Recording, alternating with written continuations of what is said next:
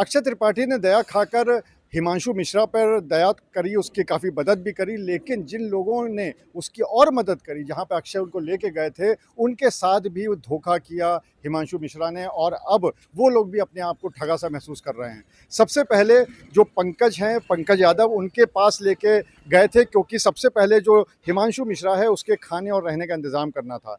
तो ये बालाजी ढाबा है, यहाँ पर काकादेव में ही मौजूद है, और यहाँ के जो संचालक हैं पंकज जी, उन्होंने उस गरीब को, उसको गरीब समझा, उस हिमांशु मिश्रा को, और उसको मदद करने के उद्देश्य से कि उसकी मदद हो जाए, एक बच्चा है वो पढ़ जाए, इसके लिए उन्होंने उसकी मदद भी करी। तो उनसे पहले बात कर लेते हैं। पंकज, जब अक्षय आपके पास लेके आए हिमांशु मिश्रा को, तो आपने उस समय क्या सोचा था? भैया हमने सोचा कि गरीब बच्चा है, बोला मुझे भैया पढ़ना है और मेरे माता पिता जी हैं नहीं, मैं बिहार का रहने वाला हूँ, और एक बैग लिया था पेन, कह रहा पेन बेच के हम अपना, तो मैंने कहा अच्छा चलो ठीक है, तुम पढ़ना चाह रहे हो तो तुम्हारा हम फ्री में कोचिंग करा दे रहे हैं, और रहना खाना एक रूम है, रूम हमने दे दिया, यहीं रहो खाओ पियो अपना कोचिंग पढ़ो। 1 से 2 दिन रहा, उसके बाद निकल गया यहाँ से। कोचिंग में भी पता किया मैंने, 2-3 दिन वहाँ पढ़ा, उसके बाद निकल गया, बोलने लगा रन बसेरा में मैं रहूँगा, और फिर से उसके बाद गायब। मैंने देखा एक दिन वायरल वीडियो, तब मैंने आप लोग से संपर्क किया। तो ये यहाँ पर यही वाला ढाबा है यहीं पे, और बकायदा क्या आपने कभी भी उससे 1 रुपया भी लिया, या बिल्कुल फ्री ऑफ कॉस्ट मदद की? फ्री फ्री खाना बिना आया, खाना 2 दिन खाया सुबह शाम, और कोई 1 रुपया नहीं। हमने मदद भी की, किताब खरीदा और उसके लिए एक कॉपी भी खरीदी, पेन खरीदा अलग से कि जाओ तुम पढ़ना चाह। रोने लगा, और रोने में तो माहिर है वो, मतलब इमोशन के साथ खेलना उस लड़के में है। तुरंत हम लोग भाई, हम इमोशन भाई, इंसानियत के नाते हम लोग ने मदद किया, लेकिन भाई धोखा दिया उसने। सोशल मीडिया पे जब आपने उसको देखा तो उस समय कैसा महसूस हुआ था? महसूस क्या, बहुत अच्छा नहीं लगा मुझे। मैंने उसका किताब यहाँ पढ़ा हुआ था, किताब चेक किया, किताब में आधार कार्ड मिल गया, आधार कार्ड मिला कानपुर का, गुजैनी का, तो और बुरा लगा। धोखा भाई महसूस हुआ, मुझे ये देख गया यहाँ से। ऐसा होता है, ऐसा लगता है अंदर से कि जब इस तरह किसी की मदद करो, धोखेबाज निकल जाए, तो फिर कभी किसी की मदद करने की इच्छा भी नहीं होती। तकलीफ होती है भैया, तकलीफ होती है। ऐसे लोगों को कैसे समझा जाए बताइए, परख भी नहीं सकते हैं।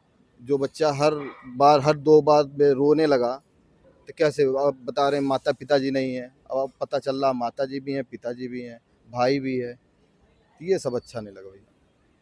इस दुनिया में पंकज जी जैसे लोग भी मौजूद हैं, जो कि किसी की मदद करते हैं, रहने को घर देते हैं, खाने को खाना देते हैं, किताबें भी देते हैं, पैसे भी देते हैं, लेकिन दूसरी तरफ हिमांशु मिश्रा जैसे लोग भी हैं, जो कि ऐसे लोगों की जो मदद है उस पे ठोकर मार देते हैं, कहीं न कहीं उनका दिल दुखाते हैं, और फिर आगे से ऐसा हो जाता है कि शायद मदद करने वाले की हिम्मत ही नहीं पड़ती किसी की मदद करने के लिए। चलिए, अब यहाँ के बाद उस कोचिंग मंडी पे भी चलते हैं, उस कोचिंग पे चलते हैं, जहाँ पर पंकज जी ने रखवाया था वहाँ पर पढ़ने के लिए, और 2-3 दिन पढ़ा भी था हिमांशु। तो चलिए वहाँ पर चल के भी एक बार देख लेते हैं। अब उस ढाबे के बाद जहाँ पर हिमांशु मिश्रा को रखा गया था, उसको खाना भी खिलाया गया था, वो भी सब मुफ्त में। अब हम लोग उस कोचिंग में आ गए हैं, जिस कोचिंग में उसको रखा गया था ताकि वो पढ़ाई कर सके यहाँ पर, क्योंकि वो कह रहा था कि मुझे पढ़ाई करनी है। और यहाँ पर भी जो कोचिंग संचालक है अंकित हमारे साथ में हैं, उन्होंने भी उससे कोई पैसे नहीं लिए, और वो भी सिर्फ ये चाहते थे कि किसी तरह से वो पढ़ाई कर सके। तो चलिए उन्हीं से बात कर लेते हैं। अंकित, जब आपके पास आया, कितने दिन उसने पढ़ाई करी है आपके यहाँ? देखिए, मेरे यहाँ वो 4 से 5 क्लास लिया है, ठीक है। कुछ दिन शाम वाले बैच में भी रहा है और कुछ दिन सुबह वाले बैच में पढ़ा, लेकिन 1 वीक ही हमारे पास रहा है। और उसका अपना ये कहना था कि सर हमें आप सारे बैच अलाउ कर दीजिए, 3 महीने के लिए अलाउ कर दीजिए, और सर हम 3 महीने के अंदर एसएससी निकाल देंगे, ये बातें उसकी थी। अंदर से था, अगर कुछ भावनात्मक बातें उससे की जाएँ तो बस रोने लगता था, बस इस प्रकार का था। तो हमने कहा चलो पढ़ा देते हैं, एक मित्र के ज़रिए आए थे, तो हमने इतने बच्चे पढ़ते हैं तो 1-2 फ्री भी पढ़ लें, उससे दिक्कत थोड़ी है। तो हमने उसको क्लास अलाउ कर दी थी, लेकिन फिर भी प्रत्येक विद्यार्थी का रिकॉर्ड हमारे पास होना चाहिए। तो हमने कहा कि बेटा ऐसा करिए कि कल जब आइएगा तो फीस नहीं आपसे लगनी है, आप आधार कार्ड अपना दे दीजिएगा, जिससे हम आपका कार्ड वगैरह बना सकें, आपका कुछ मेरे पास रहे।